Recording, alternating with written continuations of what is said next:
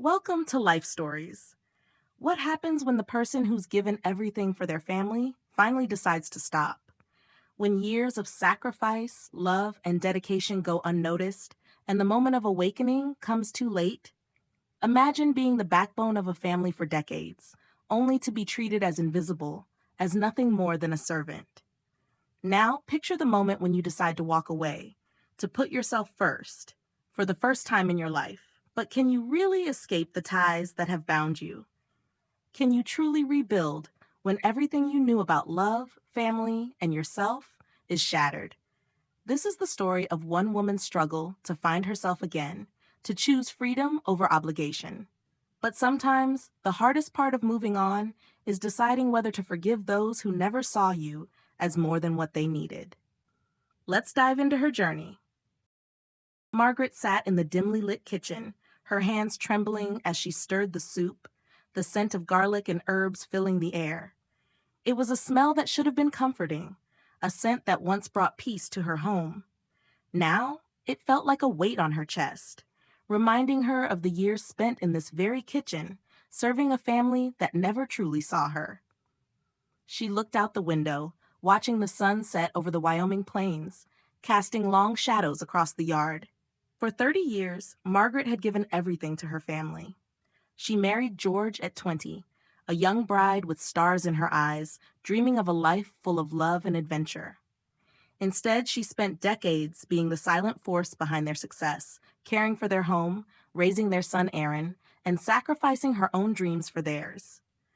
She had built a life around them, a life that now felt like a prison.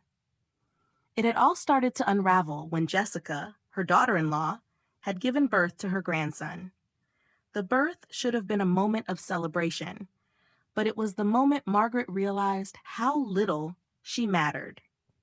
No one in the family even bothered to tell her when Jessica went into labor. She only found out when a neighbor mentioned it in passing, and even then, her own son Aaron had failed to acknowledge her presence. She had stood outside the hospital room for 24 hours, waiting, wanting to be part of the family's joy, but she was invisible to them. The next morning, as she tried to change the baby's diaper, Jessica had looked at her with disgust, demanding that Margaret wear gloves. "Have you even washed your hands?" she had sneered. Margaret's heart had broken at the tone, the disdain in her daughter-in-law's eyes. George had stood there, silent as ever, his eyes avoiding hers. He had always been silent in the face of conflict, too comfortable with his role as a passive observer. Aaron, too, had remained silent, as though the whole scene didn't even exist. "Take care of her," George had said curtly. "You've always been good at that." Good at what? Good at being ignored? Good at being dismissed as just another cog in the family machine? The thought stung. Margaret had walked away, the sting of rejection sharp in her chest. She had tried to speak up, tried to voice her hurt, but it fell on deaf ears. The years of selfless sacrifice, the countless hours spent making sure everyone else was taken care of, had amounted to nothing. She wasn't a mother, a wife, or a person to them. She was just the one who kept the household running, the one who made sure everything was perfect for everyone else, while her own needs went ignored. She felt her heart breaking as she packed her bags. She had tried to be the perfect wife, the perfect mother, the perfect homemaker, but all that had been left of her was emptiness. When she looked at George, she saw a man who had forgotten her, who no longer cared about her, who only saw her as a tool for his comfort. And when she looked at Aaron, she saw a son who had grown distant, a son who no longer cared about the woman who had given everything for him. Margaret left the house that night. She booked a flight to Wyoming, a place she had always dreamed of visiting. She needed to find herself again, away from the suffocating expectations and the relentless cycle of servitude. She needed to escape the family that had reduced her to nothing but a caretaker. But as she sat in the quiet, vast open space of the Wyoming plains, Margaret realized something. She had been living for everyone else. She had built her life around the people she loved, but in the process, she had lost herself. Now alone in a cabin by the mountains, she could feel a sense of freedom beginning to settle in her bones. The silence here was not the oppressive silence of neglect, but the kind that allowed her to breathe. It was a silence that gave her space to think, to reflect, to feel the weight of her own emotions for the first time in years. In the days that followed, Margaret started to feel a transformation. She ran every morning, her feet hitting the earth with a new sense of purpose. She took long walks through the golden fields, watching the sun rise over the horizon, feeling something stirring inside her that had been buried for too long. She was not just a mother, not just a wife. She was Margaret, and she had forgotten that. But even as she embraced her newfound independence, her family continued to call, desperate to have her return. George and Aaron needed her. Jessica was struggling, they claimed. The baby needed her. But Margaret knew better now. She knew that if she went back, nothing would change. The cycle would start again, and she would be lost to herself once more. The day she received a call from George begging her to return, Margaret's resolve solidified. He promised her that everything would be different, that they would finally appreciate her, finally treat her like a person. But as she heard his voice, full of desperation and guilt, Margaret realized the truth. He wasn't asking her to come back because he loved her. He was asking her to return because he couldn't handle the responsibilities she had always taken on. "Stay there," George had said, his voice dripping with false concern. "We need you, Margaret. Jessica's mother can't do it alone. You're the only one who can help." Margaret smiled to herself, the bitter taste of years of sacrifice flooding her senses. Why had it taken her so long to realize her worth? Would she ever be able to trust herself again after so many years of being invisible? As she sat by the window, looking out over the vast Wyoming landscape, Margaret knew that her life had changed forever. She was no longer the woman who stayed in the shadows, who kept her family together at the cost of her own soul. She was Margaret, strong, independent, and free. The future was uncertain, but one thing was clear: she would never go back. Her phone buzzed once more. It was a text from George. "Please come back, Margaret. You're all we have left." But Margaret didn't respond. Instead, she placed her phone face down on the table and walked out into the crisp morning air. She didn't need them anymore. The question was, how long could they survive without her? Will Margaret truly find peace away from the family she built her life around? Can a mother ever truly sever all ties with her children, even after everything they've done? As Margaret took her first steps into the unknown, she couldn't help but feel the thrill of liberation. There was no turning back now, and that was the most powerful feeling of all. Stay tuned for the next chapter in Margaret's journey, where she faces not only her family's attempts to reclaim her, but also her own inner battle between forgiveness and finality. Margaret sat on the edge of the porch, the cool breeze brushing against her skin. She stared out at the endless sky, a vast canvas of blue and gold, the sun setting behind the mountains in the distance. It was peaceful, so utterly peaceful, but inside a storm was brewing. She had left her old life behind, stepped into something new, but it wasn't freedom that she felt, at least not yet. The freedom she'd imagined in those quiet moments in Wyoming felt far away now, slipping through her fingers like sand. She had hoped that leaving her family would bring clarity, but instead, she found herself lost in the quiet solitude of her own thoughts. Every time she closed her eyes, she saw their faces: George's pleading eyes, Aaron's tear-streaked face, Jessica's cold indifference, the faces of the people who had once been her world. She had thought that breaking free from them would heal the wounds, but now she wasn't so sure. The weight of the past was heavy, suffocating.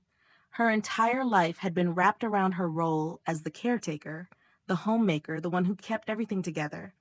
But that was who they had made her into. She hadn't realized it until now, until she was finally away from them. Margaret had always been more than that. She had always been her own person, but somewhere along the way, she had forgotten. The phone in her pocket buzzed, pulling her from her thoughts. It was a message from her best friend Sarah, checking in on her. Margaret hesitated for a moment, then opened it. "How are you holding up? Are you okay?" She let out a sigh, staring at the screen. I'm fine, she typed back, though the words felt hollow. She was fine. Yes, but that was all she could say. Fine. Nothing more, nothing less. She had never been good at asking for help, never allowed herself to.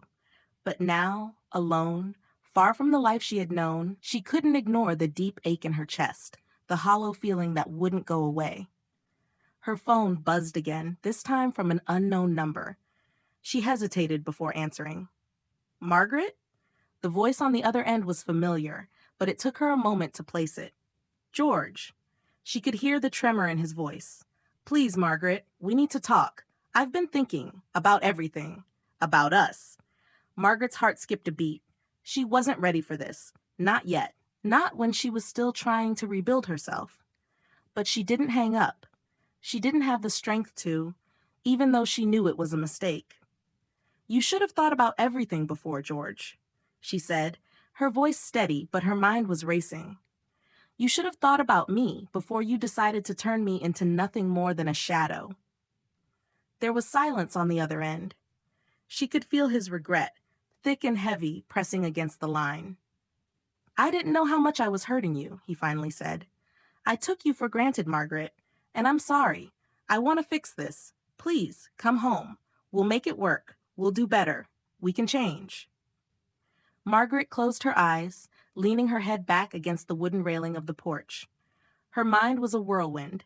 The temptation to go back, to return to the life she had known, was overwhelming. She had spent so many years making it work for everyone else. Could she give it all up now? Was it possible to just walk away from everything? From George, from Aaron, from the family she had given everything for? Her thoughts were interrupted by another message, this time from Aaron. She didn't even need to read it to know what it would say. Mom, please come back. I was wrong. I didn't appreciate you. I need you. We all need you. She stared at the screen, her heart aching. It was everything she had wanted to hear for years, but it wasn't enough now. Not anymore.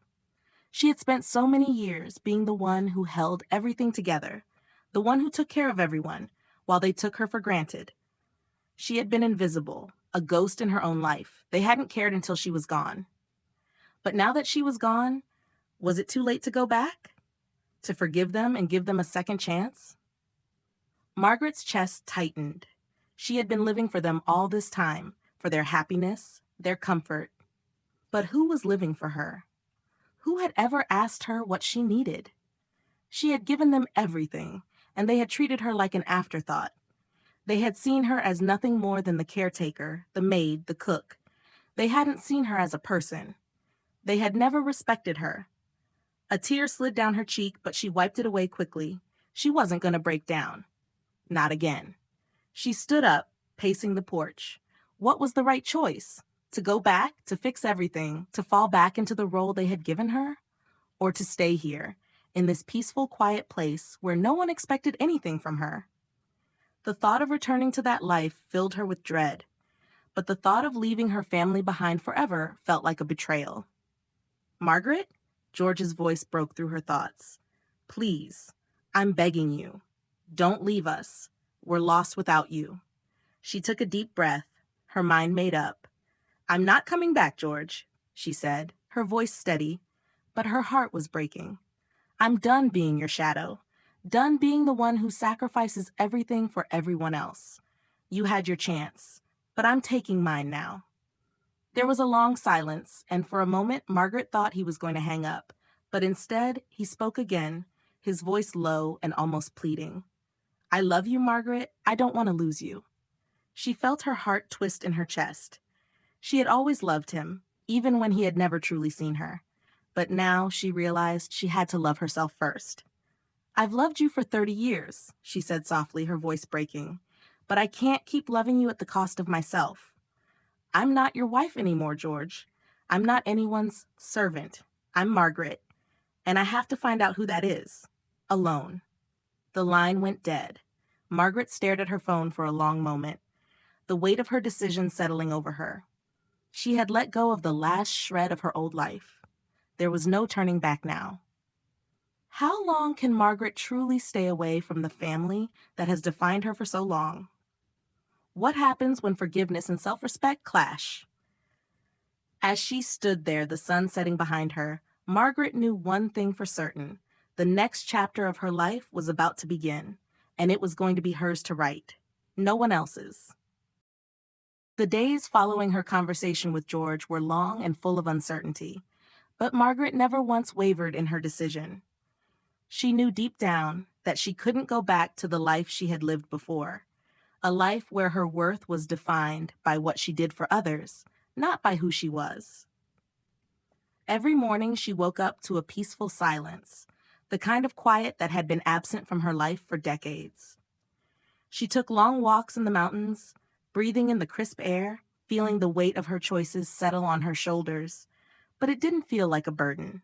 It felt like freedom. But even as she found herself in this new solitary life, a strange sadness clung to her. There were moments when she missed the simple things. Aaron's voice, the way George would joke about the mess in the house, the sound of Jessica's laughter over family dinners. It was strange, really, how those things, which once felt so suffocating, now seemed to be the echoes of a life she had once wanted. It wasn't that she wanted to go back, but the space between where she had been and where she was now felt vast and empty. She had made peace with leaving, but a part of her still longed for closure. A part of her still needed to hear the words she had never heard from them. Words of apology, of understanding, of acknowledgement. It was a yearning she hadn't been able to shake off, even though she knew it was a fool's hope. One evening, as Margaret sat by the fireplace in the cabin, her phone buzzed again. She had turned off her notifications for weeks, but something told her this was different. She picked up the phone, her fingers trembling slightly as she unlocked the screen. It was a message from Aaron. "Mom, I'm sorry. I'm sorry for everything. I've realized now how much I've taken you for granted. Please, I need you. We all do." Margaret stared at the screen, her heart aching. She had imagined this moment 1,000 times in her mind, but now that it was here, she didn't know what to feel. She thought of the years she had spent waiting for this, years of hoping for recognition, of longing for a simple acknowledgement of her sacrifices. And now it had come, but it felt hollow, like a gift that had been given too late. She had raised him, loved him unconditionally, and yet it had taken this moment of distance for him to realize how much she had done for him, how much he had taken her for granted. Margaret closed her eyes, taking a deep breath. She had already made her choice. Her life was no longer tied to their expectations, to their needs. But then another message came, this time from George. "Margaret, I don't know if I can live without you. Please come back. I've made a mess of everything, but I'm trying. I'm really trying. Can we start over?" Her heart sank. She hadn't heard those words in so long, and now that they were here, they didn't have the same power. They felt like an echo of something she had long buried. She had spent so many years trying to fix everything for them, trying to be the glue that held the family together. But now she was done being that person. The weight of their neediness, their dependence on her, had finally broken her. "George," she typed back, her fingers steady, "I can't come back.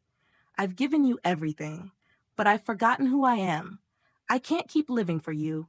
I need to live for myself now."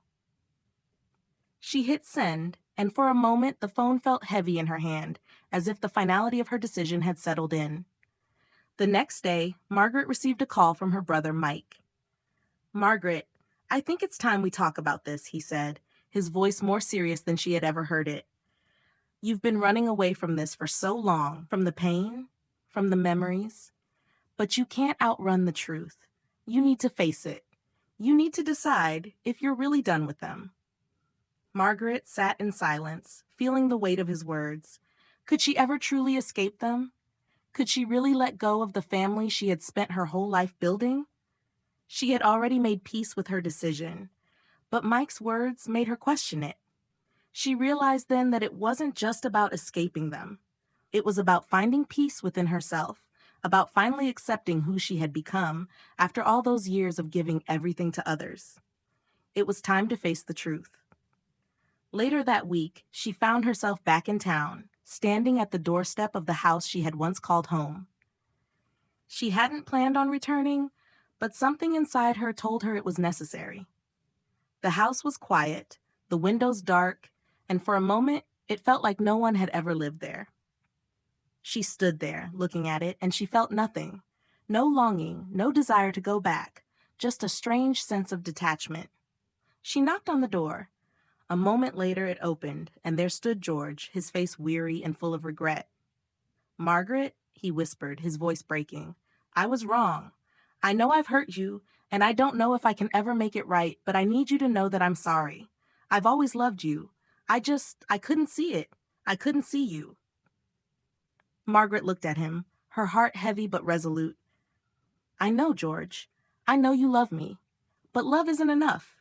It never was." She walked past him, into the house, where Aaron stood, his eyes filled with unshed tears. She looked at him for a long moment, and then, for the first time in years, she spoke. "I can't do this anymore," she said, her voice steady. "I can't keep trying to fix what's broken. I'm done pretending. You both need to learn how to live without me." And with that, she walked out, leaving them behind for good. She had already given them everything. Now, she was giving herself the freedom she deserved. As she stepped out the door, Margaret felt a wave of liberation wash over her. For the first time in her life, she felt like she was finally living for herself. How does Margaret's decision to let go of her past shape her future? Do you think she'll ever find peace? Or will her family always come calling? Her journey was just beginning, but for the first time, it was hers to write. And as she walked away, the weight that had bound her for so long lifted, leaving her free to chase the life she had always deserved.